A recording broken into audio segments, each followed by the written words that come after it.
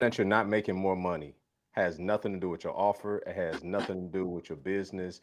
It has nothing to do with the avatar that you have. It has everything to do with the way in which you communicate a clear message to your market, a clear message to your market through your social media, through your advertising, through your emails, through your text messaging, through every which way that you may communicate with your market is the real reason as to why you aren't making the money that you want to make. And so today, in this live coaching session with my guy Praise, we're going to unpack that and help you get better targeting with your message so that you could do what? Make better money in the process. All right. As always, feel free to put your questions in the chat. We will get to them as we go through this conversation as promised. And P, happy to be back, bro. I know we were off last week. I was out doing challenge stuff. We had a great challenge, and now we here, man. Talk Yes, to me. sir. Yeah, man. Like I said, I always cherish these conversations. I feel like, it feels weird when this don't happen. So I'll be having to, still go about my day. But yeah, man, I'm just happy to be back and happy to be here. Because these conversations have been blessing me. So, and it's crazy to see how far we in right now. I was looking back on all the videos. I was like, yo, like time really fly. Like it's crazy. So from the first one to where we at now, it's been a time. But yeah, man, I'm excited, man. So yeah, let's get Yeah, right. man. It's really wild that you bring that up because this time last year, I made a commitment that in 2025 I was gonna go live every week, hook or crook, right? No matter how many people showed up, no matter like my commitment to whatever my community, my Metron is, was that I was gonna show up every week for free, and I've been doing it, right, with the exception of being on islands or cruise ships. You know what I'm saying? Like we'd have made it happen. And so I hope that those of you that's been participating in this have been appreciative of that and it's been adding value to your life because it's certainly been adding value to mine. I get fed from feeding. And then we took it up a whole nother level. My man P decided to join the party. And I just think that it's helped to add even more um, layers and complexity to the conversation and all the things. So forever grateful for that. Who knows what 2026 has to offer, but it's November. Y'all got about 6, 7 more weeks before we find out. You know what I'm saying? So where you want to go today, P? Where you want to Uh, go? yeah, we're gonna talk about messaging. But I got some questions beforehand for you. You know how I always get. I always want to, because you're just such a good communicator that I don't know what you're gonna pull or how you're gonna pivot. But yeah. So we're gonna get to try and talk about messaging. But if it don't go there, I know the conversation's still gonna be great. So yeah, that's really Oh, we that's really we we gonna get to messaging for yeah. I sure. know. That's what I'm saying. You Yeah, going you gonna yeah. some way somehow you're gonna be Yeah, like, we gonna get there. We gonna get yeah. there. Yeah, we we um. we not we not gonna be the show and go. You know how people put these thumbnails together in these open in 30 seconds to try to draw people into their video and then they don't even never talk about it. Yeah. We promise you we're going to talk about messaging, but I promise you also you're gonna get a lot more out of this conversation than just that. Right. And just to add to that, when and me and you were talking about this offline, but when if Brian's not using the exact word messaging, just hear how he's communicating the messaging.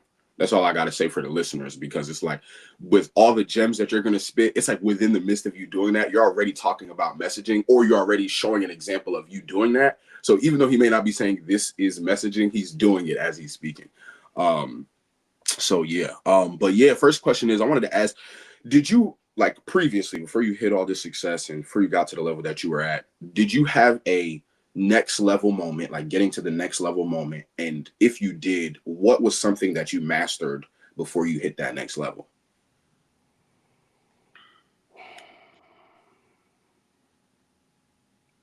I've had I've had a lot of next level moments for sure. Okay. Um, the the best ones were on the other side of finding a mentor specifically in whatever it was I wanted to level up in next. Right. So as I jog my memory back, I'm like, and I thought about this the other day, which is kind of crazy, where when I was in college, 2000. Well, I went, and then I kind of left, you know what I'm saying? Then I kind of went back. So it was a little bit of a elongated period. But at one point while I was up there, I think this was like 2006. I remember we weren't married at the time, but I was telling my wife, like, man, I want to like build a brand new house, right? Like fresh, like I want to get out of college and move into a new construction home. Now, mind you, I grew up in an 800 square foot bungalow on the west side of Detroit, family of five, right? But I'm like, I want to move into a brand new house. And so, what our senior year, so 2007, we graduated in May, my wife and I both. We had broke ground on a new construction home in March, $300,000 house. So we were building a house while finishing college, right? And then when Wow. we graduated, there was delays with construction, and so they ended up putting us in an apartment until they finished our house, and we moved in November of 2007. Which, unbeknownst to me, we would lose almost 50% of the value come 2008 9 because the market crashed. You know what I'm saying? I didn't know that part, and in my vision, I didn't see that part. But my point is, you know, I was 22, 23 years old, bought and built a $300,000 house. My first home I ever owned was new construction, and we built several houses since then. Uh, I always said that I wanted to move to Florida by the time I was 30. I did that at 27. These are pivotal moments in my life, right? Like where I'd said I was going to do something, and like these were level up moments. And and then I said I'll be, a millionaire and retire by 50, and I did that at 35. So these were level up moments. But in saying that, like I was doing all of that with just raw material. Mm. Nobody in my family ever moved out of state. I was the first one to do that. So I did that with raw material. I didn't have like an example of what that looked like. I just had a desire to do it and I did it. Mm. Right. When I built a new construction home, I didn't have an example of what that looked like. I just wanted one, so I did it. Uh, so those were like level up moments in my 20s. But then, I was, again, everything was raw materials. I was investing in real estate for 7, 8 years on my own, made all the money, then made all the mistakes, and then finally went and got a mentor. So I got my first mentor in like 2015, almost 10 years ago. I didn't know mentorship existed until that point because the people I was around, the only thing that was synonymous with mentorship was multi-level marketing. And we just all looked at that as scams, right? So anytime you heard seminar, you immediately thought Primerica or one of them joints, I'm not getting involved. So unbeknownst to me, there was this whole world out there of like real mentorship that I just wasn't privy to until 2015. Infomercial caught me late one night. All the things went to the free thing, the 3-day thing, and then the $40,000 thing. Um, so that was a level up moment because not just because of the skill that I got from that coaching experience, but from the fact that my scales fell off my eyes, that I understood, wait a minute, I ain't got to wake up every day and figure out a harder way to be successful. Like there's people that actually just show me what they did, and all I got to do is give them some money. I'm spending money either way, making my own mistakes. So, and I'm still not getting the necessary the result that I want. So it's like, okay, that was an aha for me. I'm like, okay, yeah, it was expensive. It was a wild experience to spend that kind of money on coaching, right? 40,000 plus the upsell, which I didn't know what that meant, but I knew I wanted to accelerate, so I figured out how to scrape up another 20 grand. And but that taught me something. It taught me that anytime I wanted to do something, instead of wasting 7, 8 years trying to figure it out on my own, instead of wasting all the money along the way, just go pay somebody to show me their system and process, fully surrender to that, and then level up, right? And so when I got into commercial multifamily, back in 2020, started buying apartments. I didn't take for granted because I've been investing in real estate for 14 years to that point that I would just automatically jump into apartments and start having success. I had good reason for that because my partner and I, who was also a residential investor, we had bought this apartment building just because it was cheap at one point, but it sat there vacant because we didn't really know what to do. I mean, we knew what to do practically, like, you got to fix this and fix that. But I'm saying in terms of like evaluating a commercial multifamily deal is totally different than anything residential. The way you develop the cap rate, all the rest of it. So I say that to say this: I made enough mistakes to understand that anytime I wanted to do something efficient, that I needed to go find somebody who has already done it efficiently. And so I went and paid for a multifamily investor. I mean, multifamily coach. And then I went out and bought 120 apartments in 3 years, right? When I jumped into this thing called coaching, when I had my first real estate mastermind, I started coaching because I was a great coach, right? I was a great investor and made a ton of mistakes, which was what made me a great investor, come from getting on the other side of them. And then I was able to help people not have to do those same things. Well, the problem was I was a great investor and I was a great coach, but I didn't have a great coaching business, Mm. meaning I needed a business coach and didn't know it. Because again, I was just out here raw material, defaulting into things, trying to figure it out. So then after going through and making millions of dollars, but then losing hundreds of thousands of dollars in the process and couldn't really understand why, it was because I didn't have a business coach. So inadvertently, what happens is when you don't have a business coach as a coach, then you're relying on marketing companies to tell you how to market your business. Now, that's not incorrect, but it's certainly incomplete, being that they don't have coaching businesses. They got marketing agencies, so they're taking an aggregate from what has worked for this brand and this person and that person, and then they just try to have you do the same thing they're doing. But what's our number one superpower in business? Our uniqueness. So if I'm cookie cutter copying everything everybody else doing, then I lose my superpower in that process. So now my ads not converting, my funnels not as productive as they should be. And so I went through this process of losing over $250,000 over an 18-month period dealing with various marketing companies. And I still didn't know what the answer was, which was kind of crazy. I didn't realize there were business coaches for coaches, right? And so I finally, we have been losing 30, 40% of our revenue, like 1.6, 1.1, 750, 580, and then we got down to 400,000. That was our worst year. And it freaked me out. You know what I mean? I was like, I, that was next to broke to me, right? Which was kind of crazy. And and by God's grace, he kind of sent me down this path, took away my IG. It's just a lot of stuff that happened that pushed me to finally find a business coach. And thank God I did. After I did, we've been printing money ever since, right? And not only us printing money ever since, but showing others how to print money ever since. So help to solidify message to marketing, which is what we're talking about today. Um, Lead generation, selling one to many, serving one to many, all the things that were requisite to have something that was s- sustainable, scalable, and predictable as it pertains to like forecasting. And so I know I took y'all on a journey, but it was important because I didn't want to just. A lot of time, I think what happens is people hear people who sell product services talk about how the most important thing has been getting a mentor, and immediately people say they just trying to sell me something. So I wanted to take everybody on a journey and understand when I say this, it's because it's literally what the thing is that's leveled my life up. You know what I mean? I don't care if you buy anything from me, but I ain't gonna get on here and waste y'all time or mine and act like this ain't true because it is.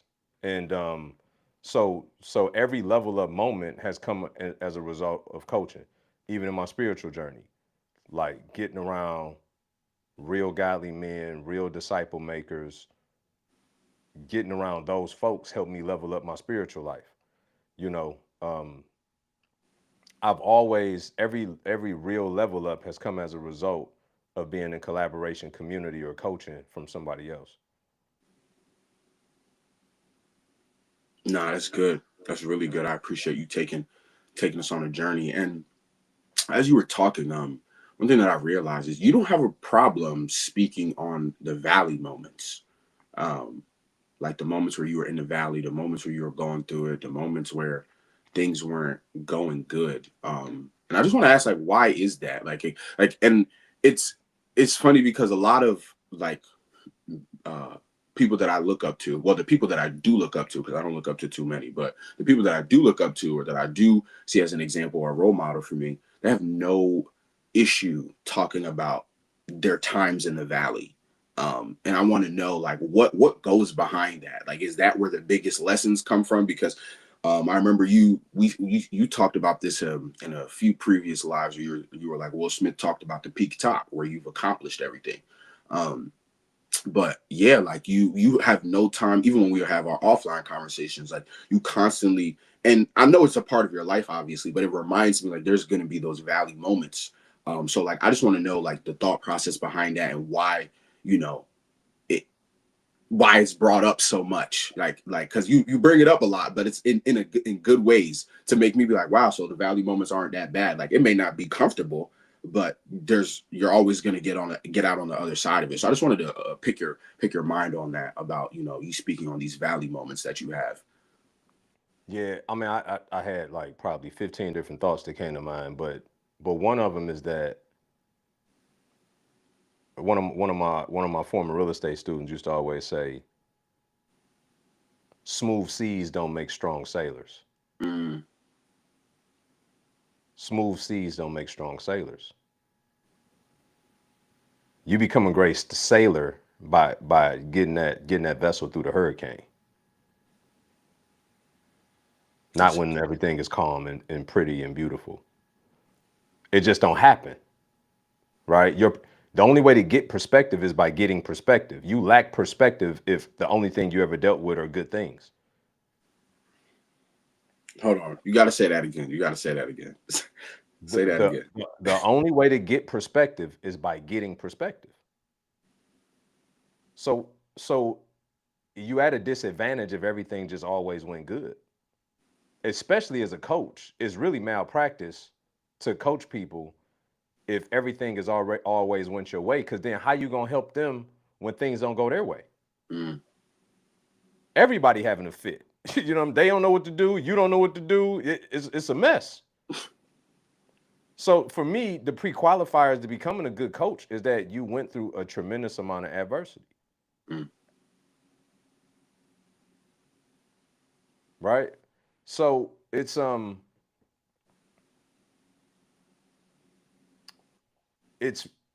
I do it also in humility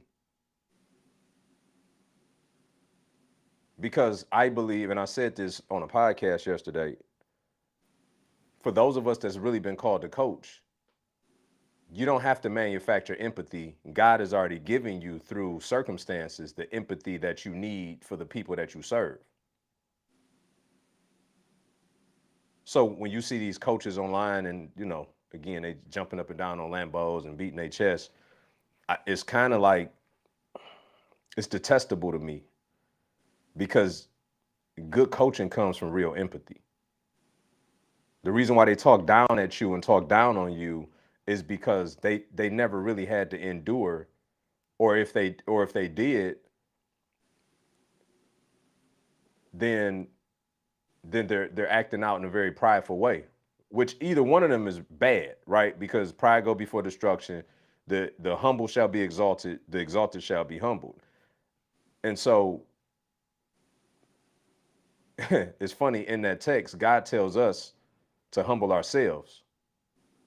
So I just always make a conscious effort to humble myself. I don't need false humility because then that's a trick of the enemy to make you think you don't play a part in what God is doing in your life. He's partnering with you. He's not coming on earth to do your part. So we mm. got to be careful not to have false humility to be like, oh, it's just all God. No, it's some of you. Let's be clear, right? At the very same time, I'm also very clear that He gave me both sides for a reason. I ain't supposed to only talk about one of them. The test is my testimony, right? And because of His grace and His mercy and all of what I've been able to persevere through is what make me me. It's what make me qualified to help those that's listening. If I only talk about the wins, how could the people listening even connect with me if they not winning?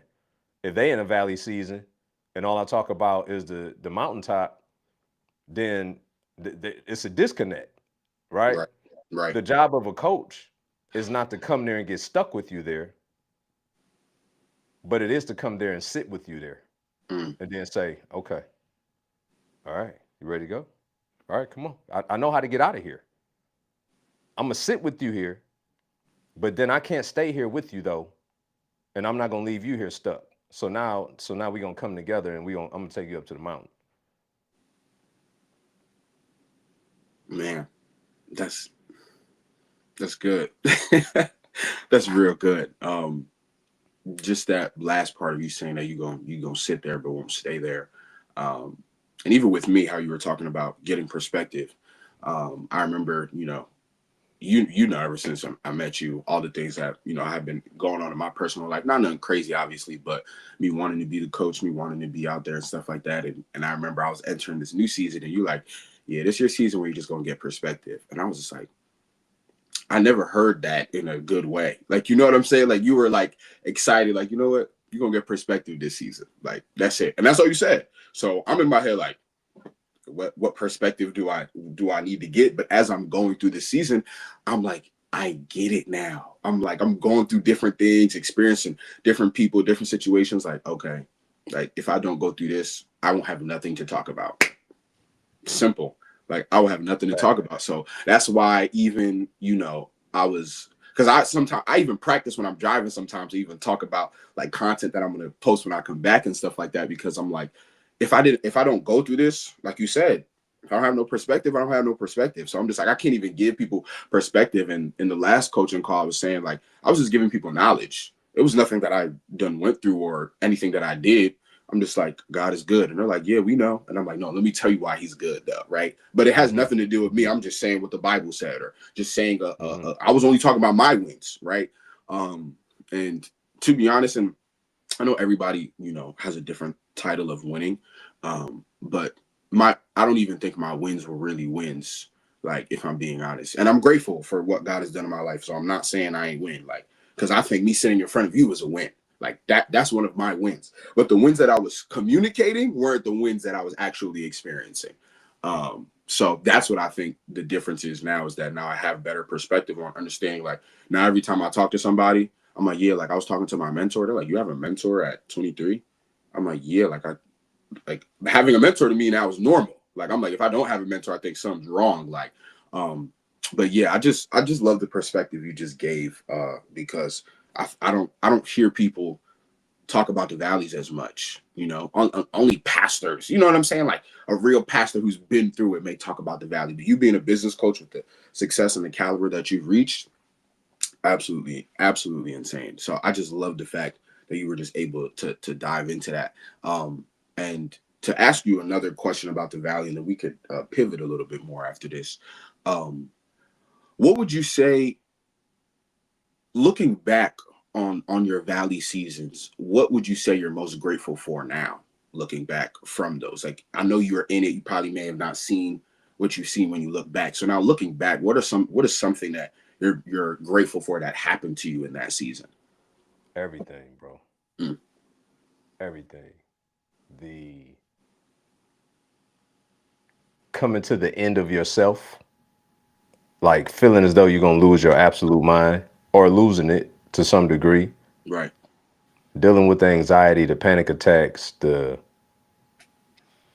depression, the doubt, the worry, the all the things, right? And then seeing that none of it killed you, seeing that none of it stopped what God had planned. As a matter of fact, it was a part of the plan. Come on. Seeing that everybody now gets to benefit from what I went through, to where I can help people. I can help prevent them from it having as detrimental of an impact on their lives, Right. right? Because I can give them perspective before their perspective gets all out of whack. It's not that I want to pull them out of God's process, but I can give them perspective while they're going through the process, because that's also important. Just the way in which He used affliction to refine me, He does that for everybody. But I can give them perspective in the process. It ain't my job to necessarily pull them out of the process. And so for that, I'm grateful. I'm grateful that those were the things that He chose for me to go through, Mm, right? Because if he gave me somebody else's problems to go through, I don't know. I don't know if I'm designed for that. So He designed me for a very specific set of problems, and those are the ones He chose to give me, which is grace even in that. it's yeah, the valley is different, bro. It's the most beautiful burden that you will ever have to endure. Mm, And you know that they're always coming. You're either in a storm, coming out of a storm, going into another one. That's just the nature of life. So now I don't. I used to get upset because you at least for me, I ain't gonna speak for everybody else. I reached points where I was pissed. Like, God, what we doing? You know what I mean? right. But his ways are not our ways. His thoughts are not our thoughts. So I Mhm. thought, I mean, this enough. You know, he like not just yet. And so I say that to say that there's always going to be something because if just think of it this way, and I want everybody to think about this. Whatever you've been praying for, whatever you've been wanting, okay. Let's just say God give you that today. You reach financial freedom today. You got no more worries financially today. Your health is fixed today. Whatever your biggest problem is, let's say God give you that today. Today. Then what problems do you have?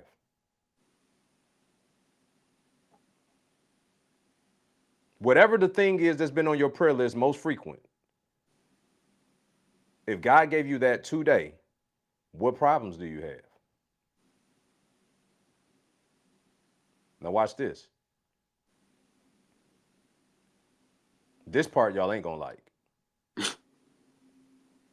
After he fix all them problems, do you think you get closer to him or further? Definitely further. You too busy planning vacations. You know what I'm saying? You too Right. busy living it up and flying around the world and doing all the things that you had a desire to do. And you give him credit. Oh yeah, man, God took care of it. But he like, but I ain't heard from you though. Mm, So what happens is we have to have these divine and ordained burdens in our life because it's his way of keeping us tethered to him. Because he know we goofy. If he gave us everything we wanted, it'd be hard to catch up with us. So you're either in a storm, coming out of a storm, or going into another one.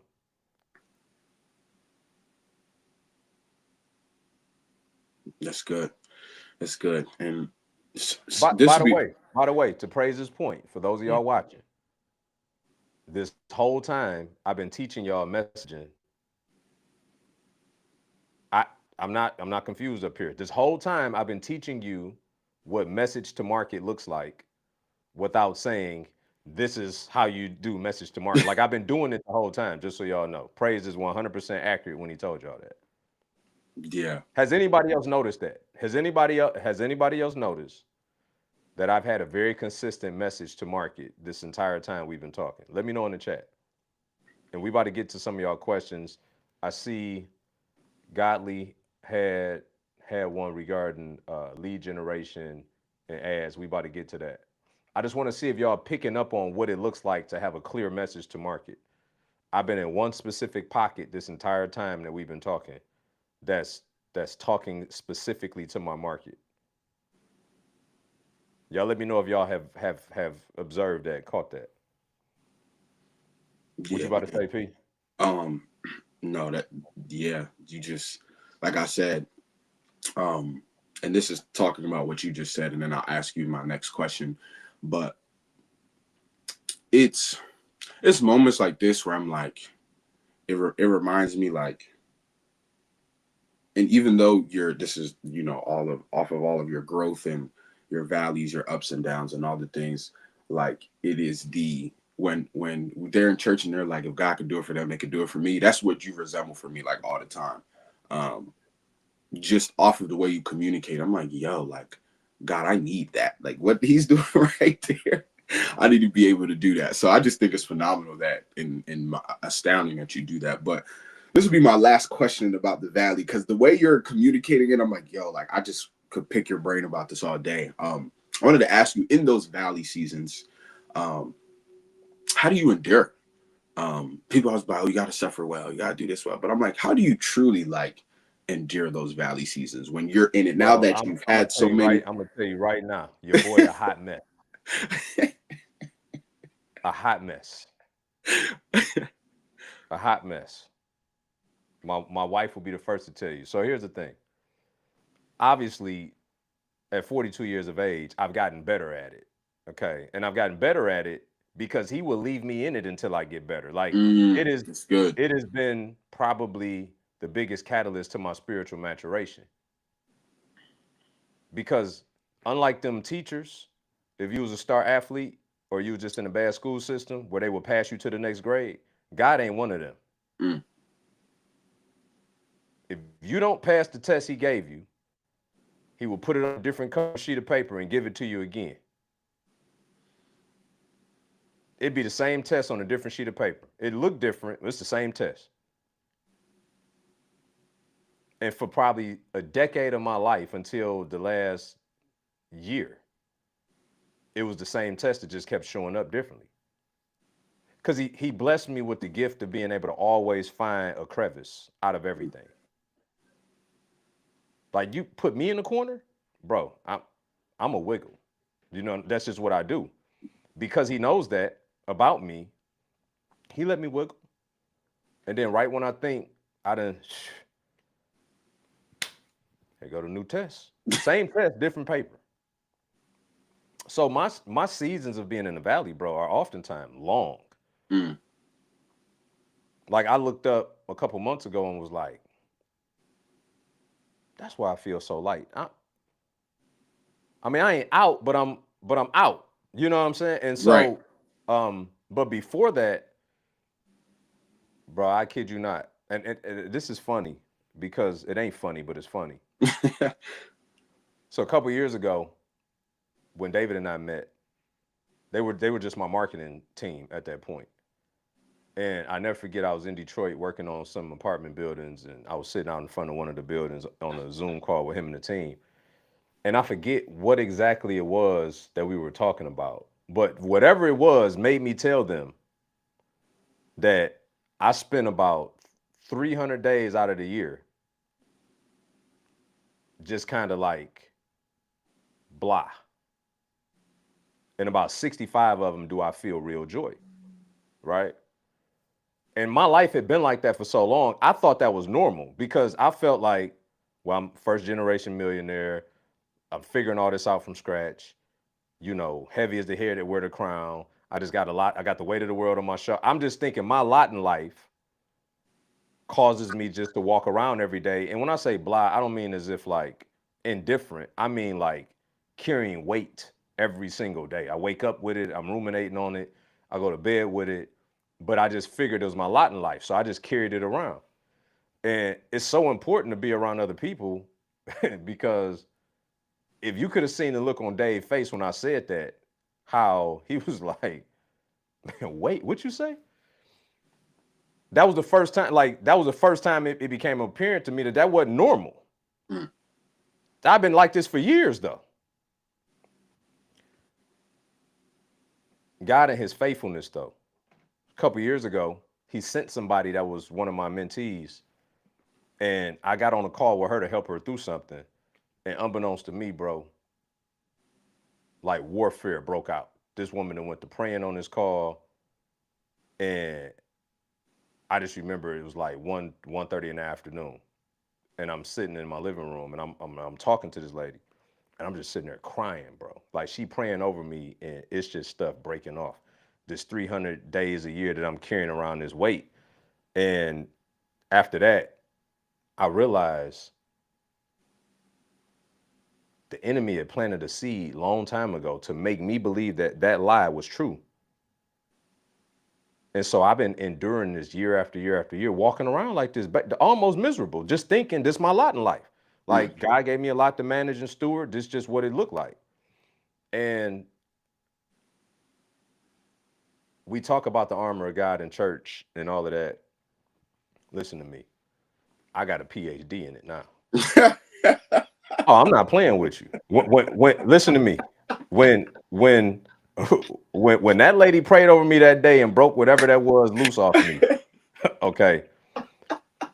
Look, what I just tell you a minute ago. When the kid is in the corner, I'm gonna find a way out. He said, "I got." Listen to me. I'm gonna fight. I'm gonna do whatever I got to do to get out that corner. Hey, when that lady broke something off of me that day, bro, it was like March of 2023, maybe even 24. It's been almost a couple years now. Maybe it was March of last year, March of 24. Bro, I got habitual. I'm talking about when I figured out it was something for me to do, that it was not only that it was something for me to do, that it was my responsibility. Mm. So what happened was I would get to these breaking points in the prayer closet and I'm crying, and then God would be like, he'll give me some reprieve. But then I find myself right back in it again. And by his grace, he kept letting me endure that for almost a decade, because he wanted me to get the revelation that caused me to do what I did. And what I did was I went and did a deep study on the helmet of salvation, on the belt of truth, the breastplate of righteousness. Bro, I'm not, anybody need help with spiritual warfare, I'm the guy. Trust me. I did a deep dive on every component of that armor that they talk about in Ephesians 10, okay, 6 and 10. Because my life was on the line. Mm. But God allowed me to have that burden to create that sense of urgency to me to go find something that he told us that we were supposed to use day in and day out. Right. That I wasn't using. So he could have, and again, his mercy on days where I'd be at a breaking point, he would give me a reprieve, but I'll find myself back in it again.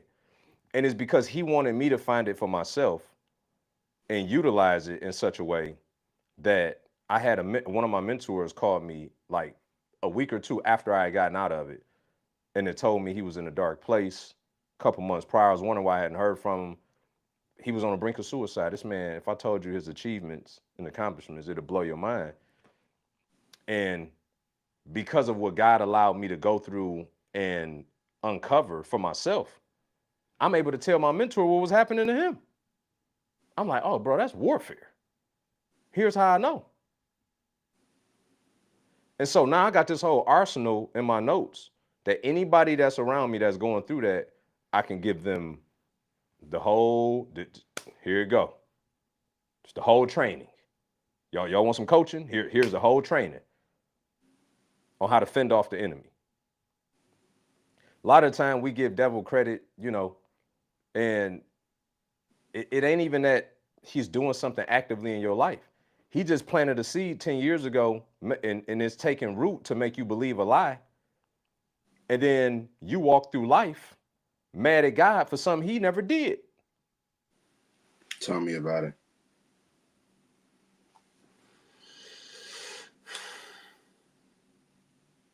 So I say that to say, I mean, that's a life-changing revelation that I had.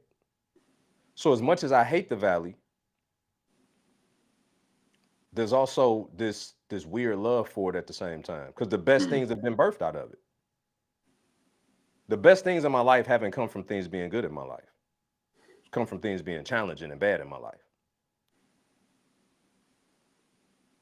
This is why Will Smith says that just as much as we talk about rock bottom, there's a cliff top. Man. Because when things are so good in your life and you reach cliff top, it's like, I got millions of dollars, but I'm still chasing. I need more. So then that's why you end up with a drug problem. You end up with an alcohol, because they're still trying to find like what is more, even at cliff top. 100%. 100%, bro. Yeah, thank God for Bryan Adamson. That's what I gotta say.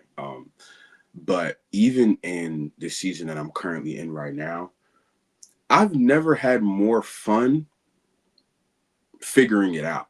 Like yesterday, I didn't want to go to the gym. Like, I work at a gym and I did not want to work out in the gym. And I was sitting there like, how many times have I let myself off the hook and enjoyed where I got? Like, I just was sitting there being honest. Like, I just sat in the car like, okay, let's really talk to myself. Like, how many times have you did this and let yourself off the hook? How many times did you take off your shirt and not like the way it looked? Just being honest. But I'm like, it was so uncomfortable because I never did that before. Like, but I'm like, I promised myself in the season I would never go back. I promised, like, just keeping it a whole buck with myself.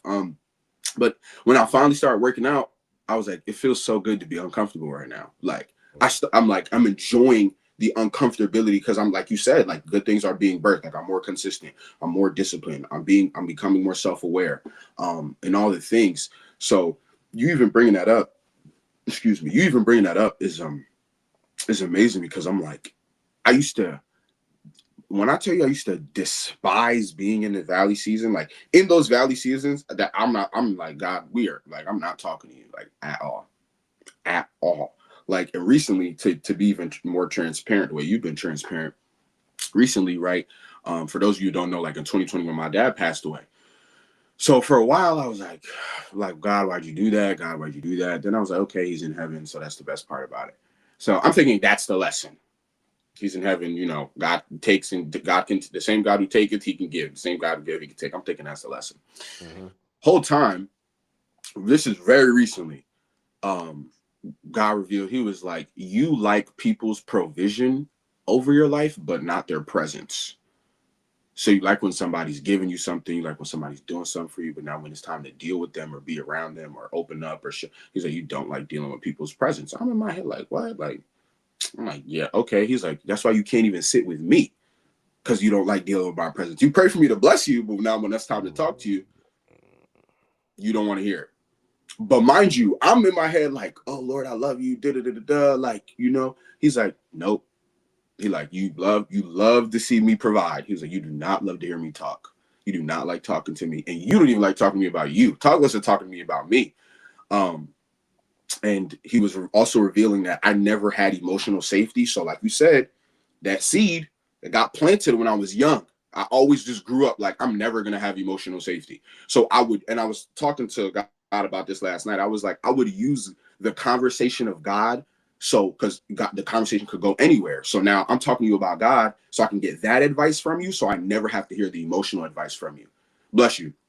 So I was basically I was using God's conversation to be like, oh yeah, God is good. And I've read this in the Bible. So now they're thinking I'm opening up emotionally because people do not have that emotional intelligence to tell the difference. But whole time I'm like, you're never going to know if I'm sad, depressed, hurt, suicidal, angry, happy. You're never going to know because I told you God is good. So you thinking me saying God is good is a reflection of where my emotional state is. But I was just using him as a cover up the entire time. And in the season, he was like, yeah, you can't use me to cover up anymore. Like, we're not doing that. Like, you can't use me to not talk about your emotions. Like, we're not doing that no more. Because I would use God to not talk about my humanity. Mm-hmm. So then when I come to talk to him, I'm talking to him about him and not my humanity. So it's funny because in those valley seasons, I would never address my emotions. I'm like, God, get me out of this. He's like, how do you feel? If there's one question God has asked me over this past year more than any question is, how do I feel? And I've never been wanting to answer it. Now, he's like, I'm not going to give you anything until you tell me how you feel. We're not going to go nowhere until you tell me how you're feeling. So it's so funny that you say that because I've learned emotional intelligence in my valleys. I didn't learn emotional intelligence when everything was good, like you said. So it's just that's what bugged me out with people that run around and get certifications. No, I'm not even being funny. Like that's what bugged me out. They're like, I'm certified in emotional intelligence, like based on something you read. It's good. I'm a certified coach. Based on what though? A framework that you learned?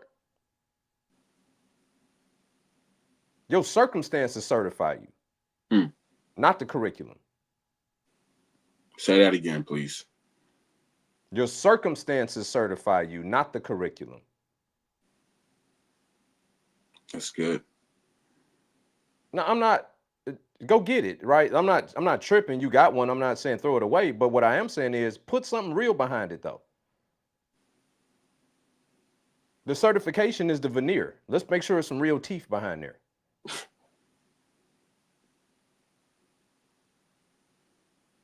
When we going out here marketing ourselves and helping people, let's make sure we got some real life experience that we can share with somebody that can really help transform their life. That's good.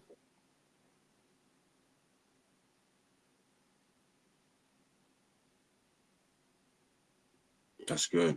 Yeah. So Man. Let's get into some of these questions, man. Yeah. I apologize. This conversation just, No, I mean, look, we've been teaching messaging this entire time. Like, for if sure. if again, for those that's listening to the heartbeat of this conversation, this is what message to your market sounds like. For sure. I'm specifically talking about things that I know are synonymous with my market, right? People do business with who? People that they know, like, and trust. Has there been elements of my conversation of transparency to where the trust factor has been built, 100%. right? Has there been elements of my conversation that will get to allow people to know me personally, right? So it's it's understanding that if that's the objective for the person that's listening, is to get to know, like, and trust you and understand that you're proficient enough to help them, then then then that's what you need to communicate consistently to them in different ways, right? We could have a whole nother conversation on another topic and I would still do that same thing. I would hit all of those factors just on a different topic. But every single time I step up to bat, I'm consciously aware of that and I'm doing that. That's good. If we were in a room full of 9 to 5 workers, if I thought that was my audience, then I would talk to them in a way that pulls from that time in my life that will resonate with them in this time of their life. Why? Because God blessed me to have empathy for them because I also live their life too. I just don't live it no more. So I can come and sit with them and then I can still take them to where I'm at now. Okay? Yes, sir. That's good. That's good. And before we get these questions, just to make it clear, can you just describe or inform us or remind some of us what is messaging? Let's start there, and then we could get into these questions. So this is the way most people look at marketing. They say, I got to go do marketing for my business. When the reality is the market already exists for your business. Should, if you pick the right one. So now what you have to do is create a clear message to that market of people. You don't go out in business and try to find a market of people. That's no bueno. Mm, You go identify a group of people called a market that already exists that have the problem that you solve for them. What makes you unique is how you solve that problem for them. This is how you can have 10 different business coaches and they all got different clients because it's the uniqueness of how that particular person solves the problem for that particular avatar. So it's not, when you look at marketing, it's not going to find a market. It's going to find the people that already exist within that market and then creating a clear message to that audience all the time. So if you go to my Instagram, you go to any of my social media, you're going to see a consistent message to my market all the time. It could be different topics, it could be different, like, different settings, but it's always going to be a consistent message to my market. They're going to know what I do. They're going to know that I'm a businessman that love the Lord, that helps coaches and consultants. They're going to know that I understand sales. They're going to know that I understand webinars. They know that I understand marketing. They know I understand content creation. They're going to know I understand all those things. Why? Because that's the things I communicate every day on my page. And then once a week, I'm gonna show them that I'm even more of a human because I'm gonna show them something lifestyle oriented that's gonna include me, my wife, something family. If they follow me in my stories, they're gonna get behind the scenes, me at the gym, all the things. But the things that live on my profile are gonna communicate every day to my market of who I am, what I do. that's good. That's And good. watch this. And how I test that is because every time I get a new follower, I send them a message and say, "Hey, thanks for the follow. What drew you to my page?" I love how you integrate the word of God and business together. I love how you're a businessman, not ashamed. I love how you teach financial principles and the word of God. I love how it's constant. So I know my message to market is hidden because I'm asking the people who voted to follow me, why did y'all do it? And they're telling me. That's good. And um, next question is, how can someone tell if their message is connecting emotionally or just informationally? Because I can attest to, I can attest to just informing people. Because you heard my opening. I was like, I ain't here to entertain you. I got one better, right? Okay. I think a better answer to that question is, did your message start with empathy? Mm. If your message didn't start with empathy, you lost before you started.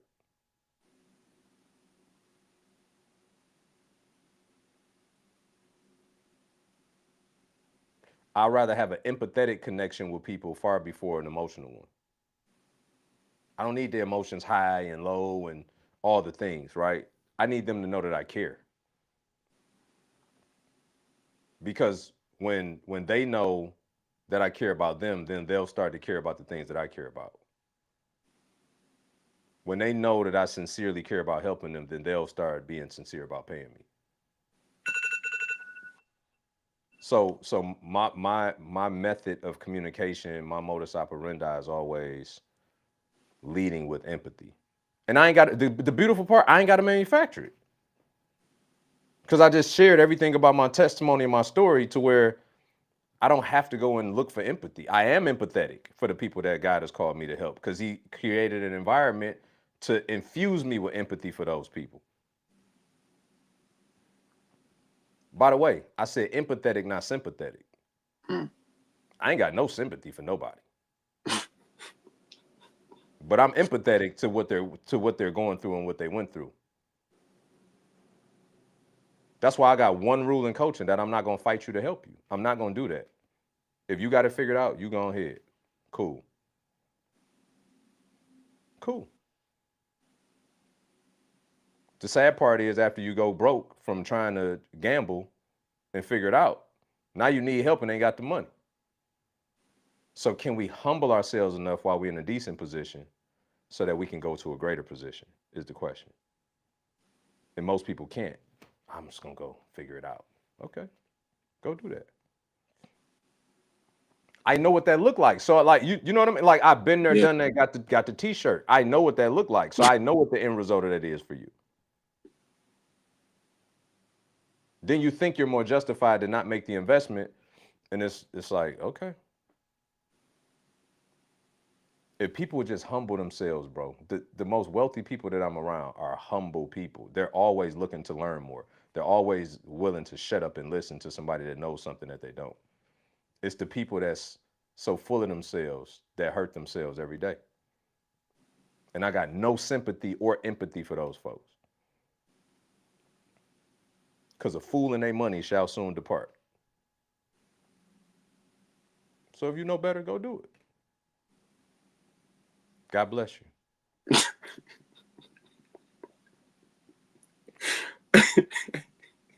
You said, God bless you. You know when somebody hit you with that. It's God bless you. You know what I'm saying? That's the best chance you got. God When bless you. somebody hit you with God bless you, man, you better be like, why do you say that? Man, look, that's the best chance you got at this point. God bless you. So, my next question is, what is the biggest mistake that people make when crafting their message? By the way, let me just say this too, because I just thought of this. When I say every message to be rooted in empathy, what I mean by that is this. Every time you open your mouth, you're considering what is the person that received this message going to feel as a result of what I said. Mm. Like every time I open my mouth, I'm considering what is the person going to feel as a result of what I said and how is it going to help them.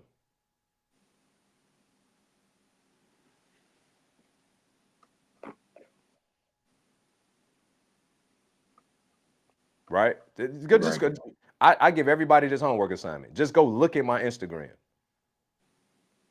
You will see every single message is dialed in because I want my ideal avatar client, whatever you want to call it, to walk away uh with something tangible that's either going to convict them, it's going to encourage them, it's going to inspire them, it's going to correct them, or all.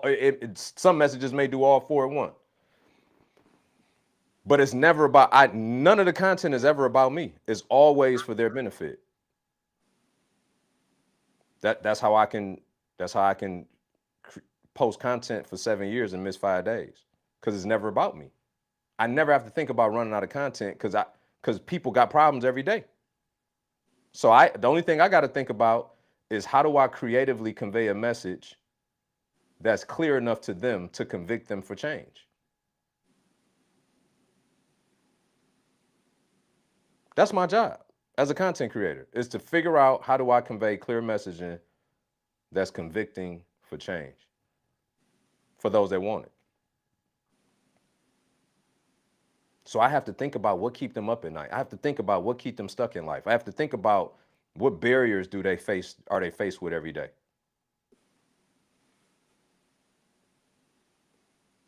And you know this inside of our believers in business community, it's a different messaging in there for those folks. 100%. Because now we're talking about your soul care, your spiritual life as a business owner. So I got a different messaging inside the believers in business community. So always having empathy for the person that I'm communicating with. This ain't never about me, bro.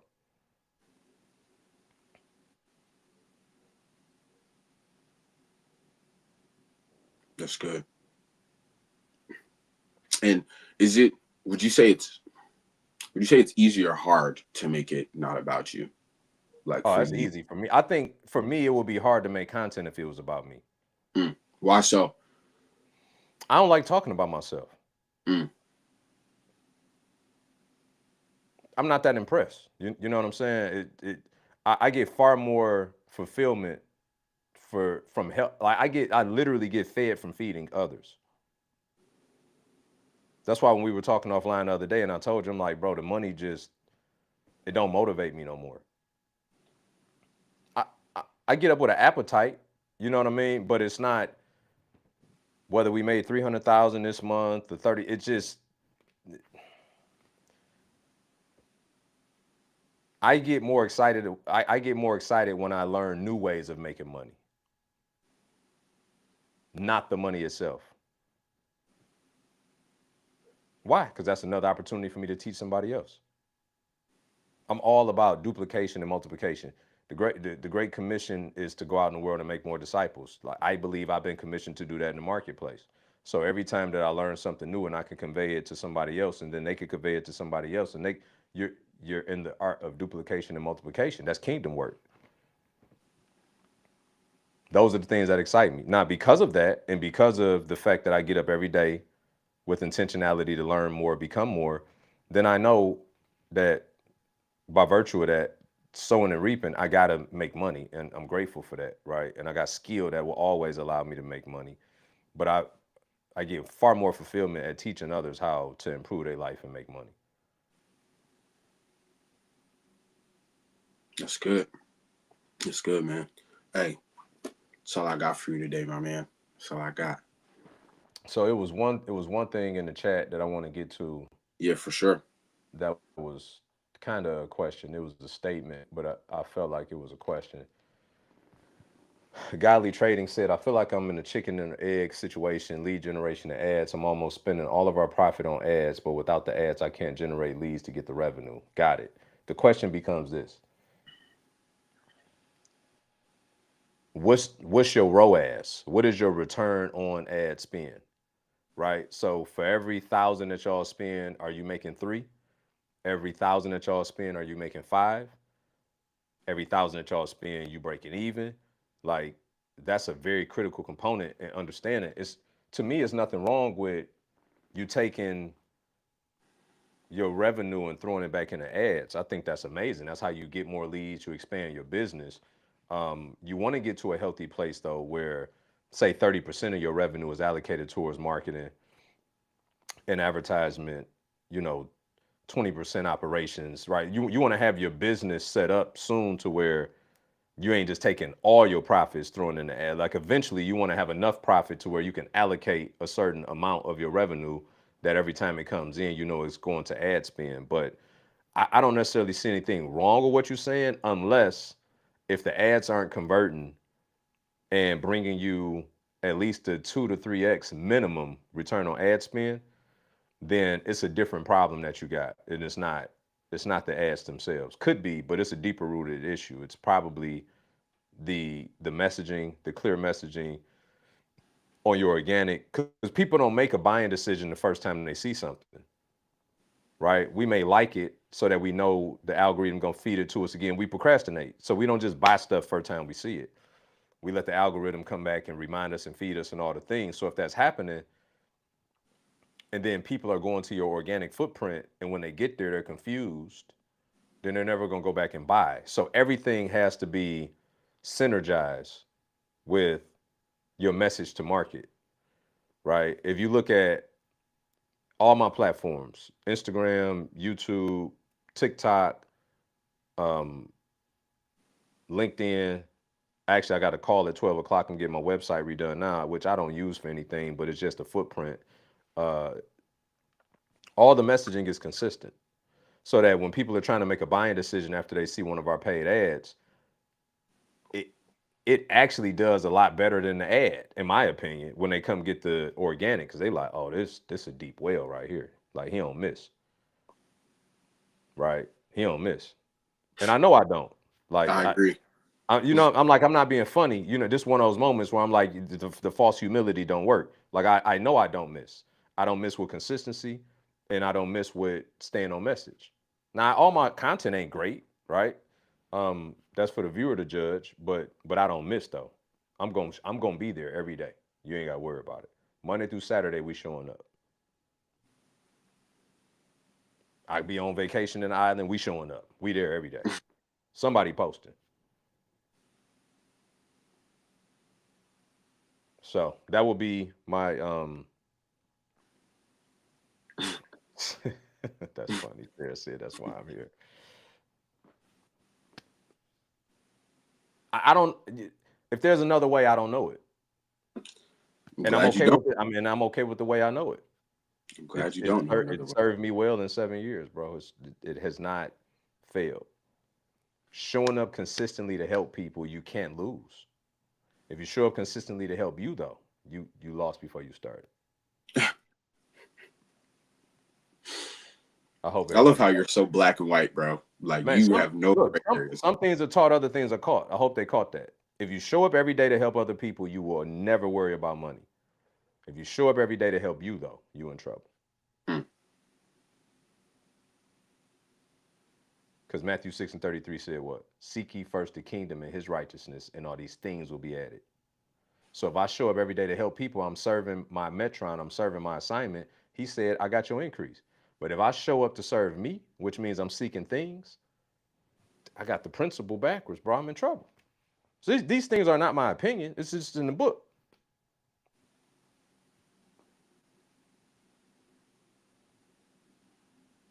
And on that note, I know you got to get out of here, go to work. Um, it's been real, man. It's It's been been real. real. By the way, I hope y'all been paying attention. If not, go back and rewatch. This whole training has been on messaging the entire time. The entire time. Trust me, I was doing it. I know. God bless y'all. We will see y'all next week. If you need to reach out to me, DM me on Instagram, Brian Adamson Official. Um, we here. See you in a week. Yes, sir.